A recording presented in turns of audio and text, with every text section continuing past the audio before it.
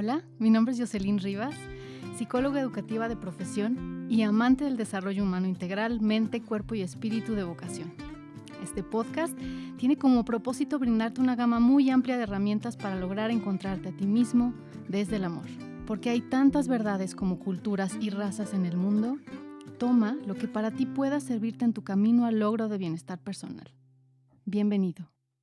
Hola, bienvenidos a un episodio más. El día de hoy estaremos explorando el fenómeno del burnout, tan sonado muy recientemente.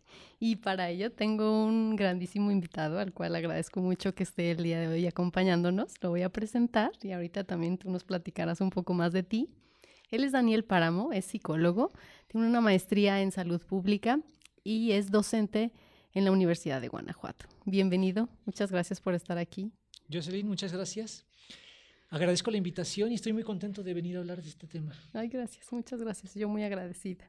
Pues me gustaría que nos pudieras platicar quién es Daniel y cómo llegas a hablar de estos temas, cómo llegas a investigar el burnout. Gracias. Daniel, soy psicólogo, soy originario de la Ciudad de México, pero tengo media vida viviendo en León. Okay. Y mi especialización son los trastornos traumáticos y las condiciones traumáticas en general, que no solamente se refiere a un evento catastrófico, sino a los eventos externos, cómo implican en la salud personal dentro de la psicología. Mi especialización, mi maestría, es en salud pública. Entonces, la visión tiene que ver más con el contexto social que con solo factores individuales. Okay. Y eso no termina de explicar todo, porque burnout es solamente una de las condiciones traumáticas y a ese tema en concreto me acerqué pues, por los empleos, por los trabajos. He estado en muchas instituciones grandes y chiquitas trabajando profesionalmente y en todas partes se ve, de alguna u otra manera, el desgaste o quemazón, que es lo que significa burnout, el desgaste que va generando y cómo algunas personas lo sobreviven o no. Ah, ya. Bueno, entonces entrémosle al tema, ¿no? ¿Qué es el burnout? ¿Cómo podemos ver estos síntomas? Entramos de inmediato, ¿verdad? Me aceleré. No, está bien. El burnout se puede traducir la palabra como quemarse o chamuscarse. Cuando el cerillo ya fue quemado, se queda inútil. Ya hizo su función, pero se agotó. Cuando la mujer usa un vestido en una fiesta y no la vuelve a sacar en otra fiesta pública, ya lo quemó el vestido. Es quemarse, es chamuscar. De hecho, hay también un videojuego que se llama Burnout, que se refiere a quemar llantas, a estos arrancones que tienen los coches. ¿Sí? Entonces, burnout se podría traducir así, como algo cuando se utiliza en su función, pero se termina por agotar. Hay otros términos para el síndrome de burnout, que por cierto también hay que decir, es un síndrome muy nuevo. Y ahorita te digo cómo lo detectamos, ¿no? Okay. Primero un poquito de la historia del burnout. Hay otros términos. Estaba la propuesta de llamarle síndrome Thomas por el personaje de La insoportable levedad del ser, de Milan Kundera, la novela. Es una novela y hay también una película aburridísimas, pero porque son fuertes, porque hablan de estos profesionales sin alma, sin deseos de vivir, pero no son precisamente depresión, chamuscado por la vida. Síndrome Thomas, otras personas le llaman de una manera un poco más poética, cuando el entusiasmo profesional se cambia por desgano. ¿Sí? Y a lo largo de la historia ha habido muchos acercamientos hacia una u otra de las dimensiones del burnout para describirlo como astenia o neurastenia. Hubo una época en la que le llamaban americanitis, que era propio de los norteamericanos estar cansados de su trabajo.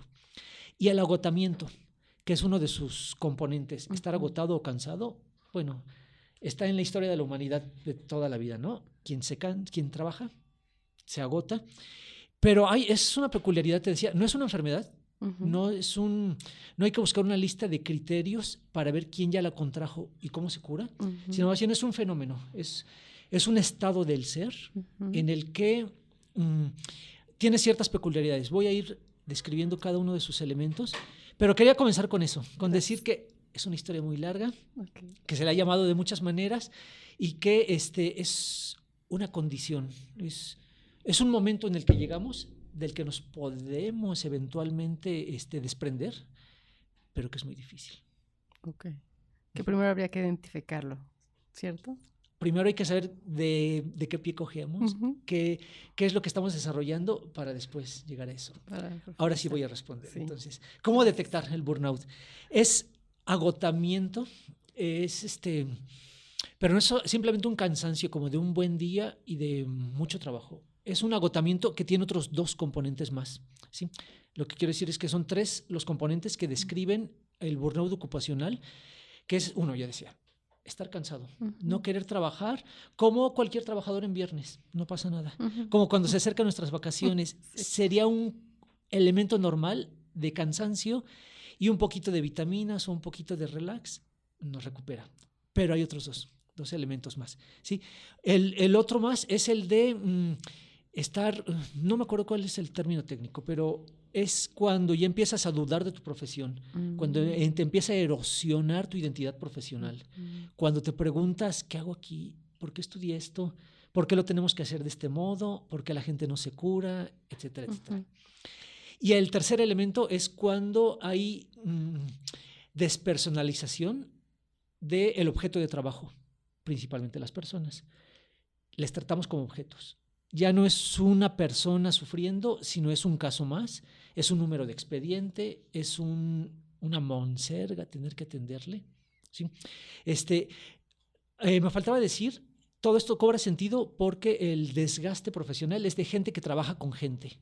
Ya. Hay quienes lo especifican a gente que trabaja con gente que sufre, es decir, es lo que nos da a los psicólogos, sacerdotes, profesores, pero hay quien lo ha visto de una manera un poco más amplia y cualquier trato con el público puede generar burnout, porque la otra persona es impredecible y terminamos cosificándola, haciéndola objeto. Entonces, al trabajar con gente ocurren estas 3 cosas: cansancio. Te preguntas tu identidad profesional y tu quehacer profesional, y el tercer y más peligroso es de ser despersonalizar.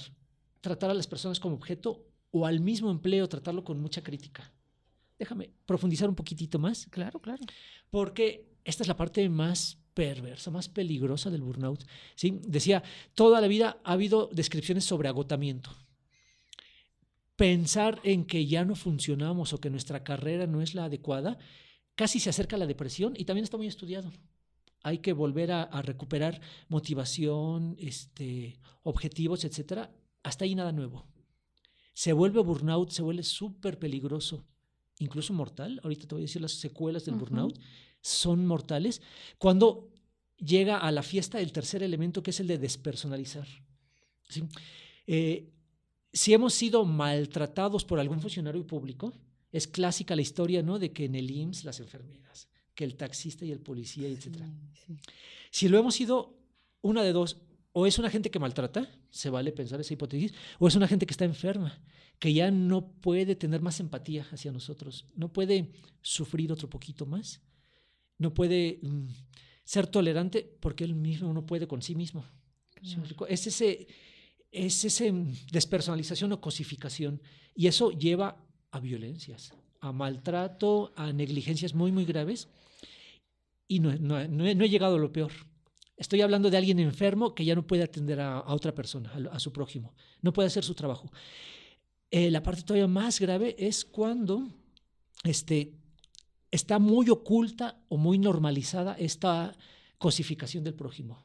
Es decir, cuando se ve bien ser muy eficaz y muy frío, ser muy rápido en sus procesos. Productivo, ¿no? Entre comillas. Productivo, inhumano, que hay que quitarte tu capa humana para poder hacer las cosas. O cuando nos volvemos muy críticos con el trabajo. Eso es ya un indicador de burnout. Cuando ya no le vemos nada bueno y criticamos los procesos y al jefe y los tiempos y yo lo hubiera hecho mejor, ¿sí? En ocasiones es más bien ya estar cosificando el trabajo. Es como otra forma de preguntarte, ¿yo qué hago aquí? ¿Sí? Se juntan los 3 elementos, ya se considera burnout, y entonces estamos hablando de que es un proceso. Se va dando poco a poco. Una temporada de agotamiento, otra temporada de criticar, otra temporada de estar replanteándote tu forma de ser. Y esa temporada en la que se juntaron los 3, ya hablas. Se detonó el burnout. y ya no hay vuelta atrás. Ya no es tan fácil como tomar unas vacaciones, sino que la identidad quedó marcada. Pero creo que me estoy adelantando, estoy hablando ya de las secuelas. Wow, wow. Oye, pero a ver, entonces, ¿dónde está la línea entre enfermedad porque tú decías es una condición, una enfermedad, pero sí llega un momento en el que ya se vuelve una enfermedad? Cuando se convergen estos tres elementos. Es difícil llamar enfermedad. No se vuelve enfermedad porque no hay ningún criterio. Las listas de enfermedades del DSM-4, el CIE-10, el CIE-11 ya, lo consideran así, como un fenómeno, como una condición. El DSM ni siquiera lo tiene descrito.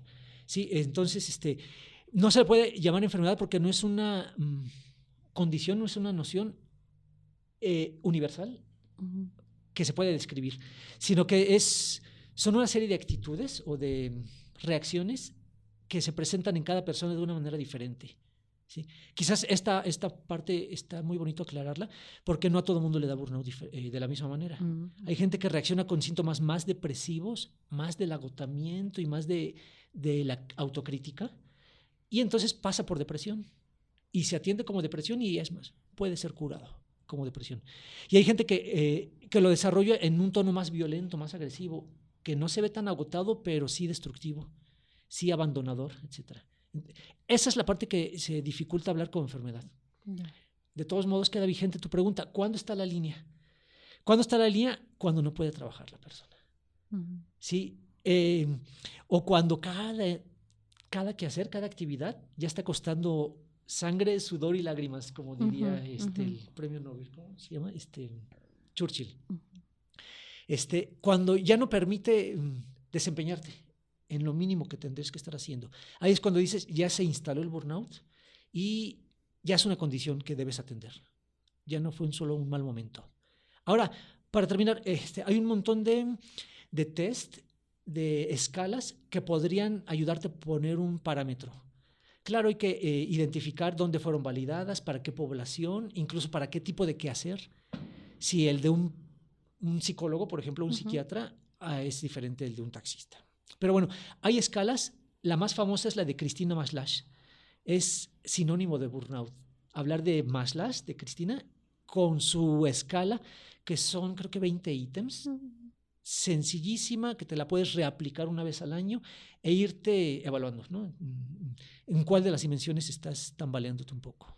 Ok, muchas gracias. Y bueno, ya, por supuesto, hay que entrarle a las causas, ¿no? A posibles causas, pero antes me quedé yo con la inquietud, tú decías de solamente a quien se relaciona con personas y yo imaginaba a alguien que tiene quizá un trabajo muy rutinario en ese, ¿no? Ahorita que hables de causas, posiblemente se aclarará esta inquietud.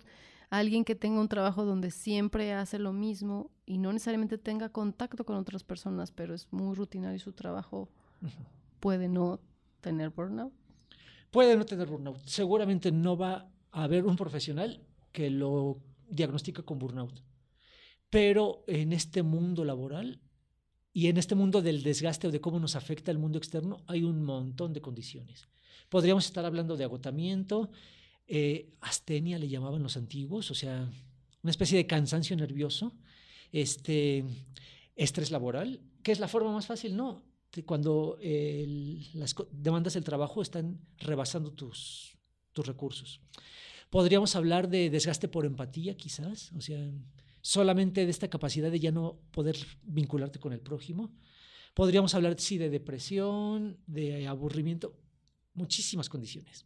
Para que sea burnout, sí es cuando hay maltrato hacia la persona. Ya, ¿sí? O sea, es el tercer componente del que decías, ¿cierto? El tercer indispensable componente. Si un obrero se agota de hacer piezas, de herramientas, va a cosificar su trabajo, pues sí, porque trabaja con cosas. Finalmente, ya. El problema, la parte delicada aquí del burnout, que es, decía, más grave, es cuando tratamos como objeto, pero a esa personita. O a su aprendizaje, su expediente, cualquier cosa, pero ya con humanos. Ya, entiendo. Muchas gracias. Y entonces explorar cuáles pueden ser las posibles causas, que me queda claro que pueda ser multifactorial. ¿Qué podríamos decir? Multifactorial es una bonita palabra para hablar de que se junta a la tormenta perfecta, las condiciones ideales, ¿no? Se han descrito causas dependiendo de la disciplina que lo esté estudiando. Es un tema para psicólogos, cuando nos preguntamos qué tiene la persona de vulnerabilidad, de malas decisiones o de descuidos para poder llegar a ese punto. Y en este momento las causas son similares a las de la depresión, a las de muchas enfermedades mentales, ¿no? Como si, ¿cómo se dice? Riesgos físicos, no dormir bien, no estar bien alimentado, etcétera. Sobreexigencias, ¿sí? Cuando la gente está esperando mucho más eficacia de su quehacer, más tiempo libre o más ganancia, las expectativas están muy altas y fácil se le caen, ¿sí? Perfeccionismo, falta de control sobre el objeto de trabajo. Ahí estoy hablando quizás un poco más de las condiciones del trabajo. Mejor no me adelanto. Tener mucha autocrítica, tener pocos recursos de apoyo, o sea, pocas formas de distraernos, de recargarnos las pilas. Esas serían como condiciones del entorno. Y además, demandas externas, ¿no? Como, sí, muchos pendientes, mucho que hacer, mucho dividirnos en dos. Y por último, cuando el objeto de trabajo se parece a nuestros traumas previos. Lo que te checa, lo que te duele es porque ya estás vulnerable en ese tema. Y entonces, más fácil te agotas, más te exiges, más insatisfacción, etc. Un psicólogo diría que son los determinantes, no causas. No necesariamente tener eso lo va a causar, pero sí se aumenta la probabilidad. Sí es un poco de la red que sostiene el burnout. El sociólogo, el psicólogo industrial, ¿qué diría? Que tiene que ver con cómo haces el trabajo. Ya adelantaba uno, ¿no? Tener control sobre tu objeto de trabajo, decidir cómo y cuándo lo haces, qué nivel de alcance, etcétera, da muchísima libertad, ¿sí? Pero si te enajenas y te dicen cómo y cuándo y no tienes más que hacerlo, te va a agotar más fácil, ¿no? Y te vas a preguntar, ¿por qué estoy yo aquí? Claro. El tener justamente empleos así con pocos niveles de eficacia, lo voy a decir con ejemplos. Atender a personas adictas, que es difícil rehabilitarles, a diferencia de dar consejería, por ejemplo, no ver resultados, pues. Tener solamente una fracción del proceso, o sea, solamente hacer diagnósticos, agota mucho más que atender a una persona así todo el tiempo que lo necesite, ¿vale? Y pues bueno, también a nivel macrosocial tenemos cada vez más determinantes que nos van favoreciendo eso, que es compararnos por medio de redes sociales, esta cuestión de compararnos con el prójimo, ahorita en estas fechas, estamos grabando en diciembre, pega muy fuerte, porque hay gente vacacionando y gente disfrutando regalitos navideños y gente trabajando, y entonces esta sociedad que reconoce poco a los trabajadores, pero que exige mucho a los humanos, como que es otro determinante más que llega a agotar. Wow. Entonces, ¿por dónde empezar? A ver, desde la individualidad, ¿no? O sea, ¿qué pudiera yo hacer como trabajador, como profesionista y más si tengo esta responsabilidad de tener un trabajo en donde me relaciono y donde, digamos, si tengo esta conciencia de que puedo caer en alguno de estos, ¿qué me tocaría? ¿Qué pudiera hacer desde la individualidad? Déjame tomar un suspiro porque es cambiar el rumbo de la plática. Qué bonito esto, preguntar qué hacer al respecto. Sí podemos criticar, podemos evaluar los determinantes, pero estaríamos cayendo en el mismo tema de burnout, de solamente quedarnos con el dolor. Hay muchísimo margen y lo señalas muy bonito al decir que al individuo le toca primero. ¿Sí? Ni vamos a hacer políticas públicas, ni vamos a obligar a los patrones a que cambien las condiciones. Si es una situación en la que se juntaron los ingredientes para hacer explosión y casi matar al empleado, creo que me voy a tomar un rodeo para hablar de las secuelas. Sí, por supuesto. Y prometo, sí voy a decir sugerencias muy concretas para atenderlo. Supuesto. Y es que sí me hace falta alertar si es mortal el burnout, porque le estás quitando a la gente su identidad profesional, que para muchas personas, habrás visto, no pueden hablar de otra cosa más que de su trabajo. ¿Sí? Le preguntas a un desconocido, a un adulto, ¿qué haces? ¿Quién eres? Y lo que haces es describirte su trabajo. Porque pega en tu identidad, en quién soy y por qué hago las cosas como hago, y además te quita la energía para intentar nuevas cosas, desde cambiar de trabajo hasta mejorar tus procesos, ¿no? Entonces, te afecta en lo más profundo, en tu personalidad. Es mortal por esto, porque ya se han detectado muchísimos casos de suicidio, por decir una sola de las causas de muerte, en las que el determinante principal es que la gente estaba agotada y no era depresión. O sea, llegas a este punto en el que está tan vacío, pero tan exigida la persona, que lo ve como opción. Suicidio profesional es cambiar de trabajo y dedicarse a algo que va a desperdiciar su talento, digamos. Si es feliz la gente, pues felicidades, ¿no? Por su felicidad, pero hay suicidios profesionales, hay suicidios en la vida, hay abandonos, puede generar depresión, adicciones, violencia familiar, ¿sí me explico? Entonces, claro, a eso me refiero con que es mortal, que destroza todo el tejido que nos mantiene vivos. Y solamente porque en el trabajo estás muy estresado, hace falta relajarse, tomar un tiempo y ya voy a esa parte, si estás de acuerdo. Ay, sí, muchas gracias. ¿Qué hacer para prevenirlo?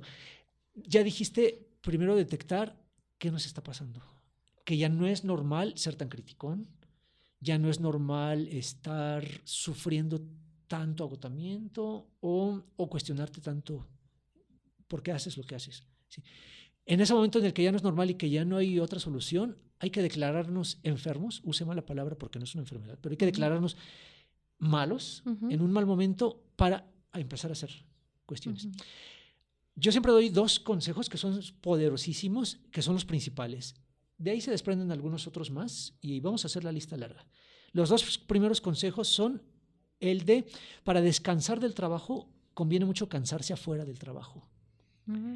Esta fantasía de que he trabajado tanto que solo necesito dormir 24 horas, Netflix y sofá, repara un poco el cuerpo, ayuda a recuperar energías quizás, pero no te nutre, no te genera ninguna satisfacción y entonces el siguiente lunes te encuentras solamente un poquito descansada, pero ante la misma realidad. Descansar cansándote afuera significa que vas a regresar orgullosa al trabajo porque bailaste, tejiste, visitaste a la familia, sembraste una plantita, no sé, cualquier ocupación que te guste, que te nutra, te da más energía que una noche de sueño, digamos. Yeah. ¿Sí? Entonces, sí tiene que ver con ser activo, ser proactivo, realizando cosas constructivas. El otro consejo bien, bien fuerte es el de socializar tu condición.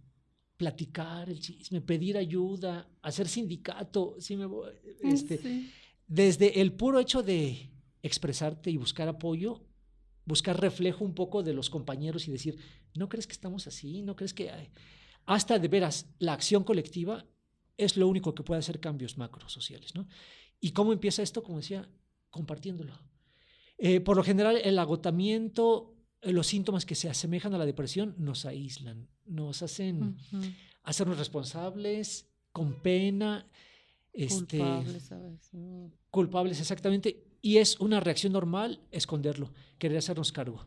Pero cuando rompes esa línea y dices, sí, necesito hablar, se empieza a surgir magia, empiezan a surgir chispitas así como de amor o de vida, en el que alguien te dice, ay, yo también, ay, a mí me sirvió esto, ay, deberíamos cambiar lo otro, hablar con el jefe, etcétera, etcétera. Entonces, esto de socializar es muy, muy poderoso. De estos 2 consejos que implican hacerse cargo de tu propia vida y de tu malestar, se desprenden un montón de cosas, ¿no? Como por ejemplo, tener una mejor vida social, convivir con toda la gente posible, hablar con todo mundo, aunque sea de temas, digamos, del clima, pero salir de tu mundo un poquito, cultivar una buena vida familiar y, ojo, no todo mundo con esposa, 2 hijos y perrito. Cultivar vida espiritual y también eso se le puede poner cualquier apellido, desde religioso hasta holístico, hasta cualquier idea que te ayude a salir de ti mismo y pensar que eres tú un poquito más que solamente tu cuerpo y tu agotamiento, que te conectas con la tierra o con espíritus o con ancestros, te ayuda a enfrentar el mundo. Sí, religarte, reconocerte con otras partes. Respecto al autocuidado, los consejos son un poquito más concretos. A veces difíciles, pero muy concreto la idea de dormir suficiente. Y ojo también, me gusta mucho aclarar, dormir suficiente tampoco es la fórmula universal de 8 horas para todo mundo. Claro. De hecho, si no te alcanzan para 8 horas, quizás la mejor solución será dormir múltiplos de 3 horas.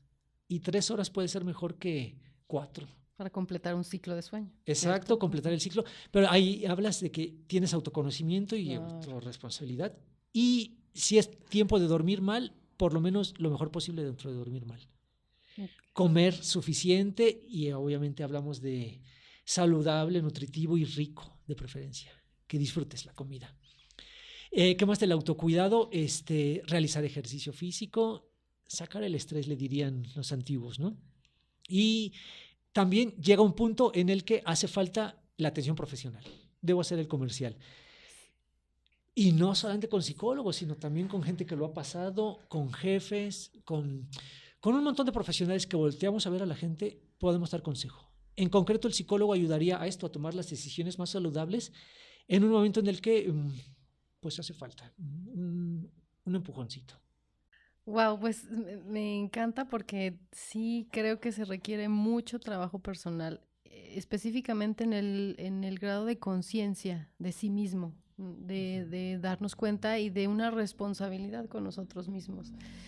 Y yo pensaba, bueno, ¿qué pasa si esa conciencia no existe? ¿Cómo podríamos ayudarnos? Y también ahorita reflexionaba, ahorita que te escuchaba, no normalizar el que tengamos compañeros de trabajo que viven así y que nos damos cuenta, ¿no?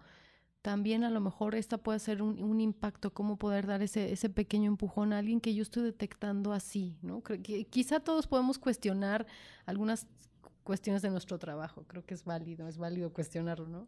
Pero efectivamente se nota cuando a alguien todo le parece malo, o sea, cuando de verdad...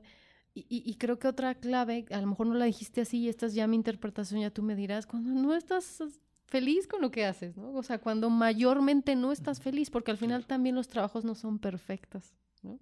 Siempre van a haber en tu trabajo cosas que no te gustan, que no disfrutas y que son parte de y las asumes, pero mayormente sí, ¿no? Entonces, cuando ya estás yendo a sufrir y bueno, si tú quizá no has tenido esta conciencia, a lo mejor puede haber alguien más que también, como solidariamente, pueda decir, hay que hablarlo, ¿no? Me encantó esto que dijiste, si yo no me permito hablarlo, pues ojalá lo hablemos y digamos, esta es una condición, hay que hacer algo, así como la depresión. Yo me acuerdo que cada vez se habla más de la depresión, pero yo me acuerdo en un punto en donde parecía que que era vergonzoso decirlo, ¿no? Me siento así, y entonces justamente lo que se evitaba era hablar del tema, ¿no? Cuando es lo que más se necesita, ¿no?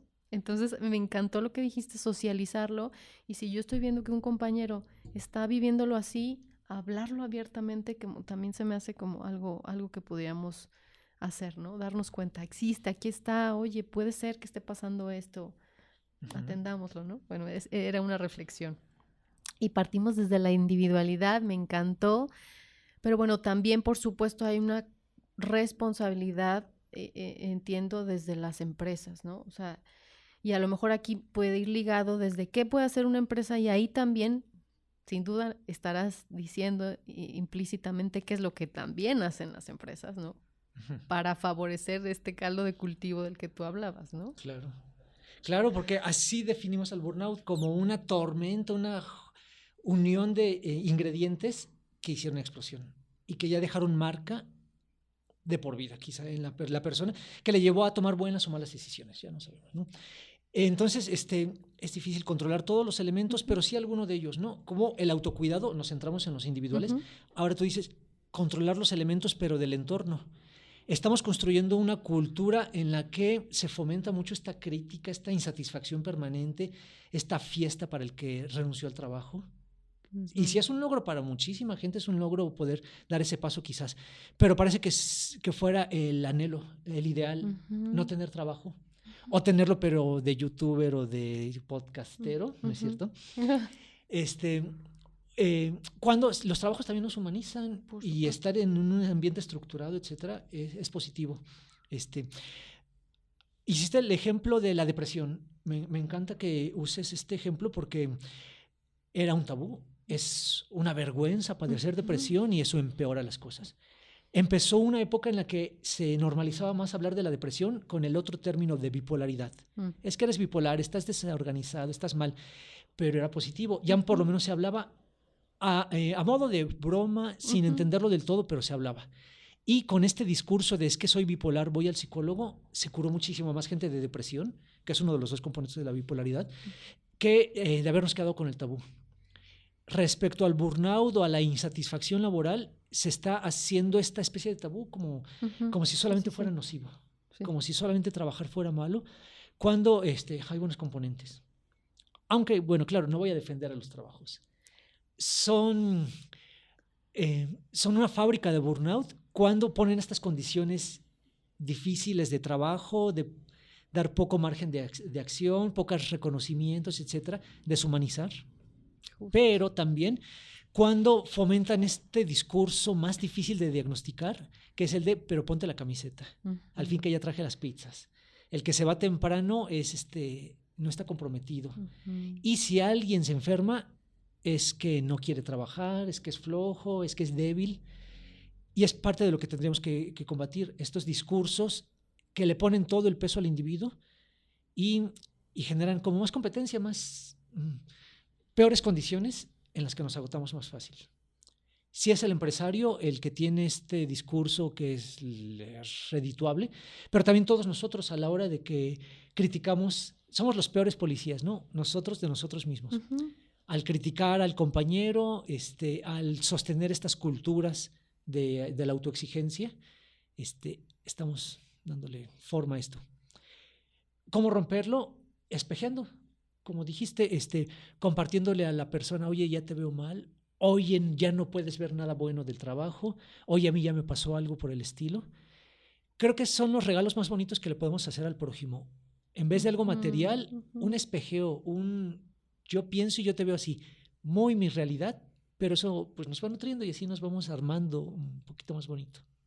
Oye, y ahorita que te escuchaba también decía, qué importante es que las mismas empresas humanicen, porque si justo desde ahí partimos, ¿no? En donde se vuelve un número el empleado, entonces mucho más fácilmente él podrá replicar este trato a los demás, ¿no? Y creo que si pasa comúnmente, ponerse la camiseta no tendría que ser un discurso, ponerse la camiseta es algo que se da por las condiciones, porque amas lo que haces, ¿no? Cuando se tiene que estar diciendo, creo que entonces hay algo que no está bien del todo, ¿no? En el ambiente. Hay que crearlo y ya no se dio tan espontáneo y no va a sostenerse. Exactamente, justo no se va a sostener, ¿no? Entonces, creo que sí hay una responsabilidad social de las empresas de cuidar a los seres humanos que están ahí trabajando para ellos, ¿no? Brindando un servicio. Y eso se me hace maravilloso también a lo largo de mi experiencia en muchos trabajos. Sí me ha tocado trabajos en donde te vuelves un número más y es agotador, ¿no? Nunca se sacia. La demanda parece que es voraz y es tan voraz que como nunca la alcanzas, ¿cuándo puedes sentir que vas alcanzando teniendo logros, no? Y no sé si puede ser alguno de los elementos también, o sea, tú decías, es más complejo cuando te toca un cachito del proceso y no alcanzas a ver lo que sí logró este alumno, ¿no? Lo que sí logró este ser humano, lo que nada más te tocó atender un cachito. Entonces, a lo mejor buscar la manera de que esta persona pueda tener sentido de logro, ¿no? Si no lo está viviendo en todo el proceso, ¿cómo sí ver sentido de logro y cómo se pueda ir nutriendo como parte de su mismo quehacer, ¿no? Pero bueno, al final es un reto para los empresarios, ¿no? Y como aquí no toca mucho esta parte, digo, solamente reflexionar para quien pueda estar en ese sentido, toca más bien desde la individualidad, o bueno, esta es la parte desde donde yo lo quiero abordar. ¿Qué podemos hacer para prevenir, ¿no? Como esta cultura de la prevención. Mira, que ya lo pones difícil porque es casi sinónimo de preguntar cómo vivir más saludablemente, lo cual nos va a vacunar incluso no solo contra el burnout, sino contra muchas condiciones. No puedo señalarlo tanto. Mi especialización es en la parte traumática y de los trastornos más que el cultivo de la salud. Ya había adelantado un poco que tener una vida saludable físicamente te ayuda a enfrentar cualquier demanda, incluso psicológica. tener claras tus metas, tu sentido de vida, tus limitaciones también. Y eso implica tener un poco de reflexión. Y eso implica alejar un poquito la pantallita, los placeres instantáneos, la vida acelerada y darnos tiempo para nosotros, ¿no? Para escucharnos, para sentirnos y para fracasar también. Porque se vale no estar de acuerdo con el empleo, se vale cambiar tu identidad profesional o mejorarla o adicionarle, algo así por el estilo, pero parece que no tenemos tiempo para eso, que ya fue un fracaso. Y entonces sería bueno que la gente no se quede en el trabajo que le causa burnout, pero no es tan fácil estar cambiando de trabajo. Parecería como, sí, ya lo dije, un fracaso. ¿Cómo prevenirlo? Pues haciendo comunidad también. Comunidad de quejumbrosos, que se llama sindicato, o comunidad de gente que disfruta la vida en estos ratitos que tenemos libres. ¿Sí me explico? Pero hacer comunidad, pues claro, enfrentamos los problemas de una manera más rápida. Ok, muchas gracias. Y hace ratito también decías, y pues no puedo dejar de hacer énfasis, porque al final, si lo compartimos es porque nos dedicamos a esto y nos ha funcionado, y como te decía al inicio, hay que compartir lo que te funciona, ¿no? Sí creo que la consejería, el acompañamiento, en estos momentos, ¿no? Un psicólogo que pueda como ayudarnos a tejer por dónde empiezo, ¿no? A lo mejor a veces me puedo encontrar perdido, no sé por dónde empezar. De todo esto que tú dijiste, establecer metas, mi sentido de vida, ¿no? Y que además yo pensaba que ahorita estamos aislando el fenómeno del trabajo y, bueno, tú decías, tiene repercusiones en la vida personal, familiar, o incluso puede estarse alimentando también de situaciones poco favorables en la familia, ¿no? En el entorno. Y entonces sí puede ser, no sé, o sea, entre qué sigue, qué paso doy, pudiera ser bastante de bastante utilidad recurrir a alguien, ¿no? Que profesionalmente te acompañe, te guíe y te dé orientación. Que te dé ideas, que te dé ánimos para hacerlo, que te valide estar mal, se vale estar mal, no se vale estacionarse en el malestar, que te comparta experiencia, la visión externa, sí, claro, sí hace falta, la visita al profesional, sí. La alineación y balanceo de las emociones. Así es. Sí, tan rico que es, así que no temamos, es parte yo creo que de la canasta básica, como decía. Pues, Daniel, wow, la verdad es que me sorprende mucho, creo que este fenómeno hay que seguir reflexionando acerca de ello, me parece que es muy, muy importante seguir hablando de todo el impacto y todas esas las secuelas, ¿no? Que hay. Nada más platícame ya para cerrar. Decías, hay un momento en el que ya no hay vuelta atrás. ¿Cuándo es ese momento? ¿Cuándo es cuando ya,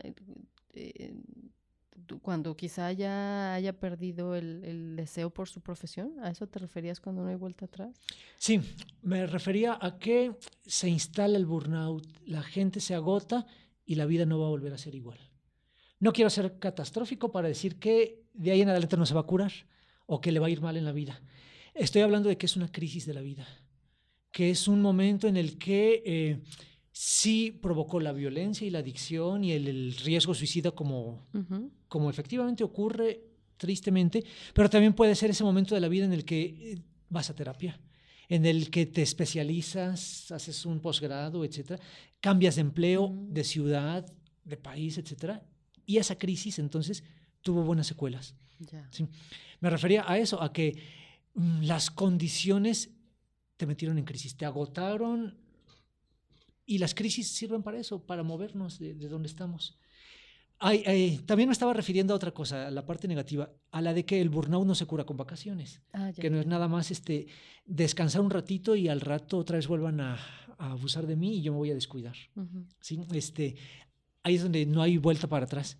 Pero ¿cómo lo resuelves? Puede ser de una manera muy positiva y mejorar, a partir de ahí, crecer como persona. Yo siempre digo que las crisis son necesarias y son útiles, siempre y cuando sepamos aprovecharlas, ¿no? Por supuesto, que sean un catalizador para cosas positivas. Y bueno, en este sentido, querido Daniel, me gusta mucho que puedan compartir, y bueno, desde donde tú decidas de manera muy personal, tú como psicólogo y que además sabes de este tema en particular. Bueno, ¿por qué me gusta que lo compartan? Porque así creo que cada quienes nos escuchan puedan ir formando también a partir de la experiencia de otras personas, es decir, o encontrar puntos en común de cómo se logra el bienestar, porque esto tiene que ver con bienestar y por eso abordamos este tema. Tú en particular, ¿qué cosas haces para lograr el bienestar, para alcanzar el bienestar? Gracias. Voy a hablar de manera fanfarrona porque no puedo presumir de que tenga un bienestar. O de una manera más optimista, quisiera más bienestar. Pero el que consigo por momentos, por ejemplo, ha empezado, por supuesto, con ir a un montón de terapias. Mi práctica profesional, mis estudios están centrados en una teoría y he ido con terapeutas de todas las modalidades y me nutren de alguna manera. Entonces hace falta, decía, la alineación y balanceo emocional. Debería ser, empiezo por el comercial. Sí, los momentos sí de reflexión y de abrirte a la crisis. En los momentos en los que no te entiendes, estás mal, pero le pones nombre a tu situación y dices, ay, estoy en crisis, te abre también como a validarte, a permitirte estar mal y a buscar opciones, y etcétera. O sea, lo que quiero decirle a este punto es abrirme a las crisis. Sí. El reto constante, en mi caso en particular, es el de socializar más. El de también recuperar esas redes, aunque sea en una llamada telefónica de vez en cuando, pero por todos estos beneficios que ya mencioné, sí. Así es como lo intento. Si me alcanza la vida, intentar hacer una reunión. Si no me alcanza, hacer una llamadita de vez en cuando. Sí. La actividad física, no puedo mentir y decir que hago ejercicio como debería ser, constante y medible, etcétera, pero sí retando mi cuerpo para hacer más actividad física y, es decir, diciéndolo en términos muy concretos, trapear moviendo más el cuerpo. Okay. No me alcanzó a ir a correr, pero en la trapeada me voy a cansar lo más posible. Ajá. Me ayuda mucho teorizar, estudiar, o sea, ponerle palabras a lo que estoy viviendo. Uh-huh. Sí, hay un montón de libros, de teorías y de enfoques como para no quedarme solamente con que ando mal, uh-huh, sino ando mal, pero que son emociones, pensamientos, ¿cómo lo diría esta teoría o mi exterapeuta, etcétera? Teorizar, ponerle otro nombre a las cosas que vives y de hecho hasta con las que trabajas. Es como el equivalente a ponerte guantes quirúrgicos antes de atender a un paciente, ¿no? Pones distancia entre el hecho y tu experiencia y ya lo piensas de otra manera. Okay. Y entre más versiones tengas, mientras más pienses una cosa, más le agarras la onda. De este tema, yo no lo suelo hacer, pero es un consejo muy recurrente, que si tienes un problema o quieres afrontar una situación y sabes hablar otro idioma, platícate tu problema en otro idioma. Wow. Te ayuda a poner una distancia y a verlo de otro modo y chance ahí encuentras el resultado, ahí se abre un caminito. Eso es lo que yo hago, pero con teorías psicológicas. ¡Ay, qué maravilla! Uh-huh. Eso no lo había escuchado. Muchas gracias. Okay. Y bueno, cultivar los pasatiempos, intentar, aunque sean muy individuales, muy íntimos, pero una colección que no le muestro a nadie, me ayuda a estar contento. Ay, muchas gracias. Y fíjate que, bueno, antes de pasar a la última pregunta, yo me quedo con esta entrevista y con lo que llevamos hasta aquí de la importancia de conectar, ¿no? Justo ahí está el no cosificar. Si uh-huh. dejamos de conectar, pues fácilmente podemos cosificar, pero si seguimos conectando, qué necesario es para el ser humano. Nos hemos perdido tanto. Esta posmodernidad tampoco pareciera que ha traído muchos beneficios tecnológicos y en estos beneficios tecnológicos también nos ha un poco deshumanizado, ¿no? Nos cuesta cara la modernidad. Sí, sí. Pero bueno, confío en que somos capaces los seres humanos de seguirnos cuestionando y de llevar a muchas reflexiones y a buen puerto después de hacer un trabajo arduo de conciencia. Bueno, y me parece como, digo yo, a lo mejor sí la tengo un poco romantizada y no, pero me parece que es un poco clave para de ahí partir para muchas áreas y le podemos llamar autoestima, amor propio.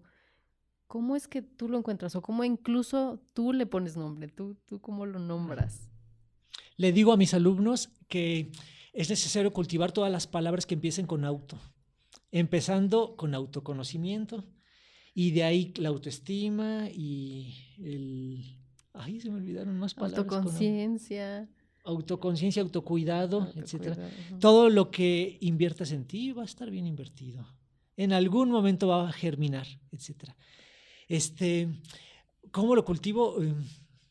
Buscando cuál fue el logro, el acierto, digamos. Sí es cierto que los pacientes sufren, sí es cierto que los trabajos cansan, pero cuando en esta reflexividad te das cuenta que hiciste una parte buena, que lo que te tocaba era suficiente y bien hecho, que, que te sigues exigiendo, digamos, sin autoexigencia elevada, nada más con buena autocrítica, digamos, piensas que hiciste tu parte.